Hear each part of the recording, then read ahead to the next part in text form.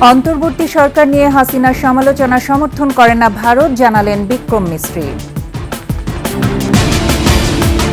Arakan আর্মির পুরোপুরি নিয়ন্ত্রণে মংডু, বাংলাদেশ সীমান্তে সতর্কতা। ২৯ কোটি টাকা আত্মসাতের অভিযোগে এস আলমের বিরুদ্ধে এক নারীর মামলা।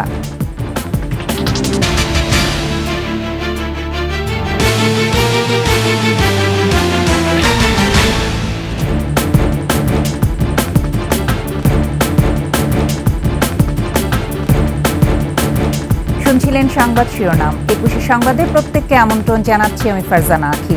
দর্শক, ২১শে টেলিভিশনের সংবাদ একই সাথে সরাসরি দেখতে পাবেন আমাদের ফেসবুক পেজ www.facebook.com/2124 অনলাইনে। এছাড়া সাবস্ক্রাইব করতে পারেন www.youtube.com/21eTV চ্যানেলে।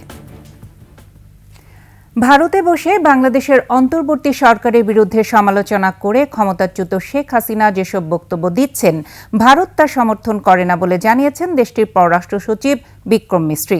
বাংলাদেশ সফর শেষে নিজ দেশে ব্রিফিংয়ে তিনি বলেন, দুই দেশের বাণিজ্য সম্পর্কের ধারাবাহিকতা রক্ষা সহ বিভিন্ন বিষয়ে আলোচনা হয়েছে। আফসানা নীলার ডেস্ক রিপোর্ট। আগস্টে বাংলাদেশের গণ অভ্যুত্থানে ক্ষমতাচ্যুত হয়ে শেখ হাসিনা ভারতে পালিয়ে যাবার পর থেকেই বাংলাদেশ ও ভারতের সম্পর্কে চলছে টানাপোড়েন।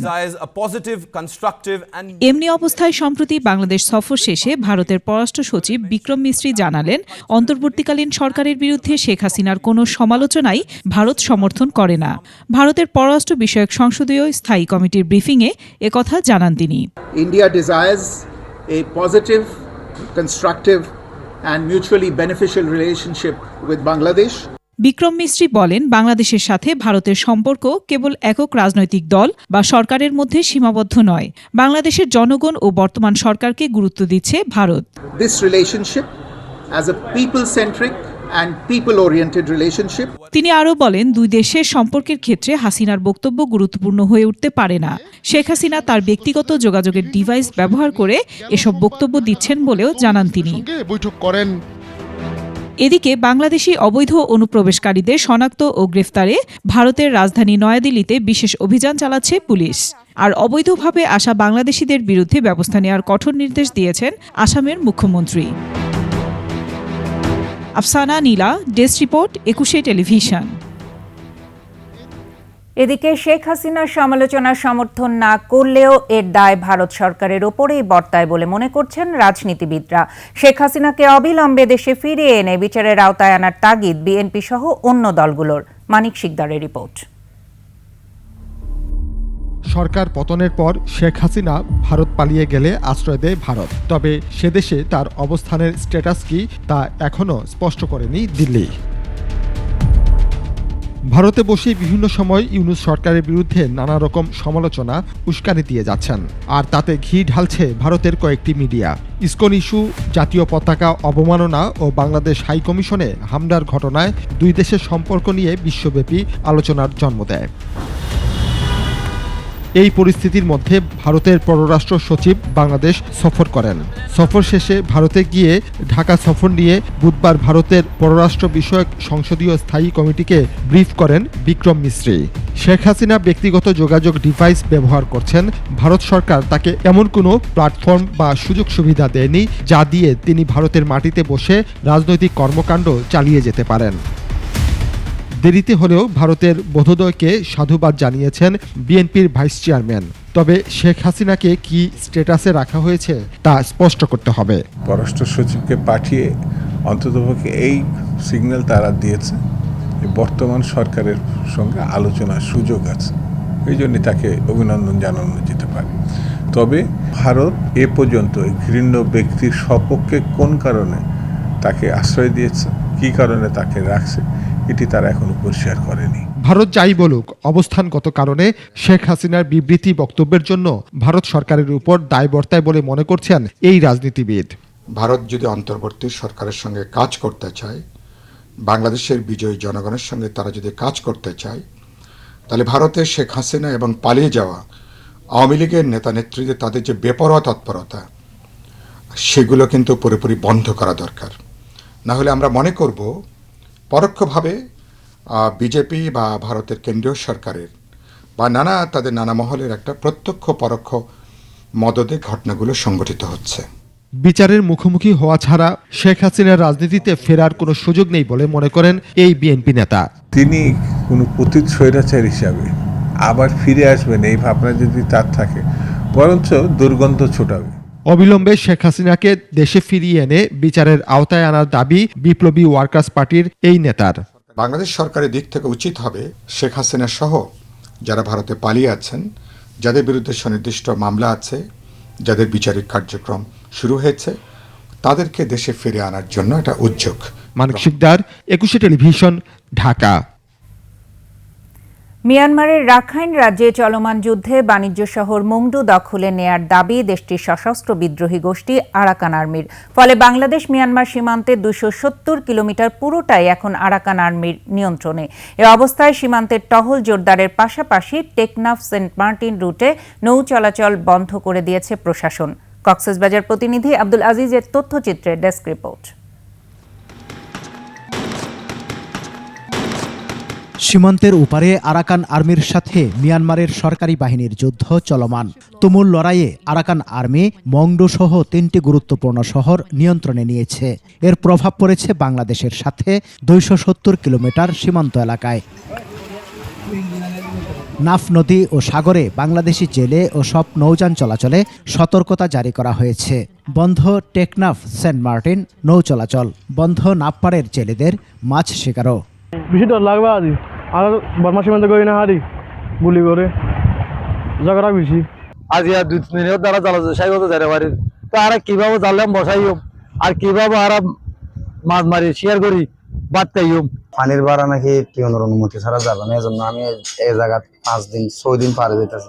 মায়ের অবস্থা খুব খারাপ, এখানে তো দিনে 24 ঘন্টা খুব আওয়াজ হচ্ছে। এখানে রাত্রি বেলায় তো আমরা ঘুমাতে পারতেছি না। যদি 2-3 দিন যাইতে না পারলে সেন্ট মার্টিনের লোকেরা তো অনাহারে রয়ে যাবে। অনুপ্রবেশ ঠেকাতে বিজিবি সতর্ক অবস্থানে আছে বলে জানায় উপজেলা প্রশাসন। সাপ্লাই চেইন যেন ঠিক থাকে সেন্ট মার্টিনে, এবং যেন কোনো ইমার্জেন্সি হলে কেউ আসা যাওয়া করতে পারে, এই কারণে আমাদের সীমানায় দিয়েই যেন নিরাপদ যেতে পারে, সেক্ষেত্রে কোস্টগার্ডের সাথে কথা হচ্ছে এবং কোনো অবৈধ অনুপ্রবেশ ঠেকাতে বিজিবি কঠোর অবস্থানে রয়েছেন এবং টহল জোরদার করা হয়েছে। বিজিবি ও কোস্টগার্ড সদস্যরা সীমান্তে টহল জোরদার করেছে বলেও জানান এই কর্মকর্তা। সমর ইসলাম, ডেস্ক রিপোর্ট, 21 টেলিভিশন। এক নারী ব্যবসায়ীর 29 কোটি টাকা হাতিয়ে নেয়ার অভিযোগে এস আলম গ্রুপের চেয়ারম্যান সাইফুল আলম মাসুদ ও তার সহকারী আকিজ উদ্দিনের বিরুদ্ধে প্রতারণার মামলা হয়েছে। চট্টগ্রামের আদালতে লা অ্যারিস্টোক্রেসি রেস্টুরেন্টের মালিক নাজমে নওরোজ মামলাটি করেন। আদালত পুলিশের অপরাধ তদন্ত বিভাগ সিআইডিকে তদন্তের নির্দেশ দিয়েছেন।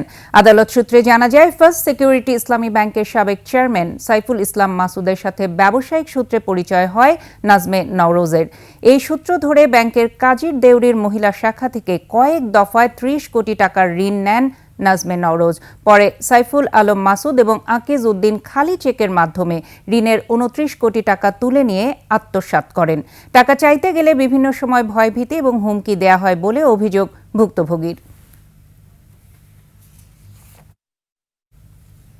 গত 16 বছরে পুলিশ আলোচিত ছিল বিপথগামী সদস্যদের দুর্নীতি, অপকর্ম আর নেতিবাচক কর্মকাণ্ডের জন্য। কনস্টেবল থেকে শুরু করে আইজিপি সব স্তরের সদস্যই জড়িয়েছিল অপকর্মে, আর জুলাই বিপ্লবে তাদের গণবিরোধী ভূমিকা ছাড়িয়ে যায় সবকিছু। রাজনৈতিকভাবে পুলিশকে ব্যবহার করায় এমন ভয়াবহ পরিস্থিতি বলে মনে করছেন বিশ্লেষকরা। আলী আহমেদের report. Jahangir Alam, police constable, বাড়ি শরীয়তপুর সদর উপজেলার ভাসানচর গ্রামে। 18 বছর চাকরি জীবনের 12 বছরই তিনি ঢাকা জেলার ধামরাই থানায় কর্মরত ছিলেন। অভিযোগ আছে, অবৈধ উপার্জনে নিজ নামে ধামরাই থানার পাশেই নির্মাণ করেছেন বহুতল ভবন। আর বিত্ত বৈভবের বিষয়টি আলোচনায় এলে তাকে ধামরাই থানা থেকে বদলি করে কিশোরগঞ্জ পুলিশ লাইন্সে সংযুক্ত করা হয়। আর আমার বাপের বাড়ি আপনি জানেন, আমার বাপের বাড়ি আল্লাহর রহমতে আমার বিল্ডিং 3টা দিতে পারবো। আমার আশরাফুল ইসলাম সেলিম, নিজ বাড়ি ব্রাহ্মণবাড়িয়া জেলার নবীনগরের ব্রাহ্মণহাতা গ্রামে। নবীনগর উপজেলার কাইতলা উত্তর ইউনিয়ন আওয়ামী লীগের সদস্য হন সেলিম। নিজ এলাকায় গড়ে তুলে মাদক বিক্রির সিন্ডিকেট। সেলিম ভাই আমার দিত আর কি, আর আমি এদিক সেদিক নিয়ে এসে দিতাম। নোয়াগাঁও, শিবপুর, বা আমাদের গ্রামও দু এক জায়গায় দিতাম। তার এলাকায় আরেক চাকরিচ্যুত পুলিশ সদস্যের চাকরি পুনর্বহালের জন্য রীতিমতো স্ট্যাম্পে স্বাক্ষর করে নেন ৮ লাখ টাকা। টাকাও ফেরত দিচ্ছে না, আমাকে চাকরি তো নিয়োগ করানো নিয়ে কোনো লাইন করতেছে না। কক্সবাজারে কর্মরত থাকাকালে ধর্ষণ মামলায় তদন্তকারী কর্মকর্তা নিয়োগ করা হলে তিনি সেখানে মিথ্যা চূড়ান্ত রিপোর্ট দাখিল করেন। তার বিরুদ্ধে রয়েছে একাধিক হত্যা মামলা। গ্রেপ্তারি পরোয়ানা জারির জেরে সাময়িক বরখাস্ত করা হলেও কমেনি তার দাপট। আপনি যা পারেন আমার বিরুদ্ধে লিখে দেবেন ভাই। ক্ষমতার অপব্যবহার করে সম্পদের পাহাড় গড়েছেন সাবেক ডিএমপি কমিশনার আসাদুজ্জামান মিয়া। সারি সারি বাড়ি, জমির পর জমি, নিজের ও পরিবারের নামে তিনি যে সম্পদের পাহাড় গড়েছেন তা ছাড়িয়ে যাবে যে কারো কল্পনাকে। ক্ষমতার অপব্যবহার আর অবৈধ পথে আয়ে যারা শীর্ষে তাদের একজন সাবেক আইজিপি বেনজির আহমেদ। পুলিশের সব অপকর্মকে ছাড়িয়ে গেছে জুলাই বিপ্লবে ছাত্র জনতার উপর চালানো নির্মমতা। অপকর্মের জেরে একের পর এক গ্রেপ্তার হচ্ছেন আইনের রক্ষক নামের অনেক ভক্ষক। যারা গ্রেপ্তার হননি তারাও আসতে পারেননি জনসম্মুখে। সম্প্রতি ডিএমপি কমিশনার বলেন, গত ১৫ বছরে প্রায় ৯০,০০০ পুলিশ সদস্যকে চাকরি দেওয়া হয়েছে রাজনৈতিক পরিচয়ে। গত ১৫ বছরে যে রিক্রুটমেন্ট হয়েছে, নিয়োগপত্র দেওয়ার আগে নানাভাবে স্ক্রুটিনি করা হয়েছে। তার বাবা কোন দলের লোক, তার দাদা কোন দলের লোক, তার আরো পূর্বপুরুষেরা কোন দলের ছিল পর্যন্ত খবর নেওয়া হয়েছে। বিশ্লেষকরা বলেন, রাজনৈতিক প্রভাবেই পুলিশের এমন ভয়াবহ অধঃপতন ও পরিণতি হয়েছে। আমাদের পুলিশকে এত বেশি রাজনৈতিকভাবে ব্যবহার করা হয়, হ্যাঁ, এবং যখন আপনি পুলিশকে আপনার রাজনৈতিক কাজে ব্যবহার করছেন, পুলিশও তার সুবিধাটা ১৬ আনা বুঝে নেয়। সাধারণ মানুষের দাবি, পুলিশের নিয়োগ ও ব্যবস্থাপনায় এমন এক কাঠামো সরকার তৈরি করবেন যেন ভবিষ্যতে কেউ দলদাসে পরিণত না করতে পারে রাষ্ট্রের শৃঙ্খলা রক্ষার সবচেয়ে গুরুত্বপূর্ণ এই বাহিনীকে। আলী আহমেদ, ২১শে টেলিভিশন, ঢাকা। দর্শক, এ বিষয়ে বিস্তারিত থাকছে রাত ৯:৩০ ২১-এর চোখ অনুষ্ঠানে। দেখার আমন্ত্রণ রইল। সময় হলো বিরতির। যখন ফিরছি তখন অন্যান্য খবরের সঙ্গে আরও যা থাকবে। ভারতীয় কোস্ট গার্ডের হাতে আটক ৭৯ নাবিককে ফেরানোর চেষ্টা চলছে বললেন পররাষ্ট্র সচিব। দেখছেন ২১শে সংবাদ। ভারতীয় কোস্ট গার্ডের হাতে আটক বাংলাদেশের ৭৯ জেলে এবং নাবিককে ফিরিয়ে আনতে কাজ শুরু হয়েছে বলে জানিয়েছেন পররাষ্ট্র সচিব।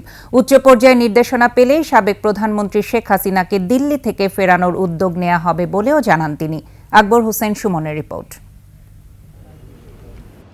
প্রধান উপদেষ্টার আমন্ত্রণে ৩ দিনের রাষ্ট্রীয় সফরে ঢাকায় আসছেন পূর্ব তিমুরের প্রেসিডেন্ট জোসে রামোস হোর্তা।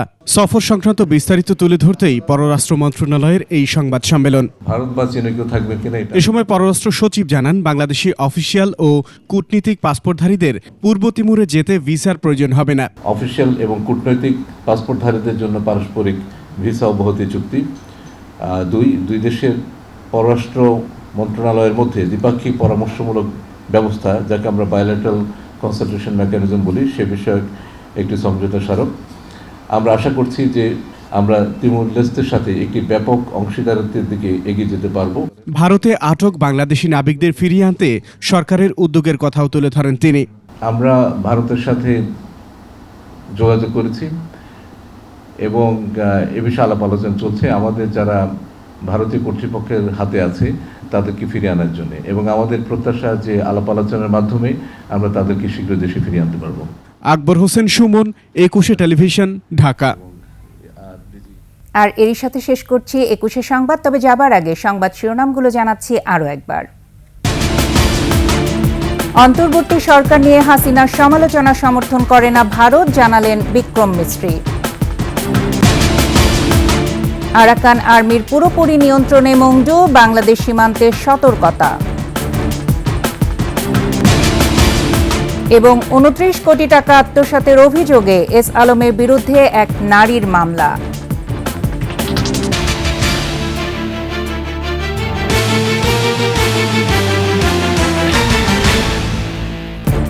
সর্বশেষ সংবাদ জানতে ডায়াল করুন 2054 নম্বরে, আর ভিজিট করুন 21-tv.com এই ওয়েবসাইটে। ফেসবুকে ভিজিট করতে পারেন www.facebook.com/2124 অনলাইনে। এছাড়া সাবস্ক্রাইব করতে পারেন www.youtube.com/21etv চ্যানেলে। এতক্ষণ সঙ্গে থাকার জন্য ধন্যবাদ। পরবর্তী সংবাদ রাত 11টায় দেখার আমন্ত্রণ রইল। 21-এর সাথেই থাকুন।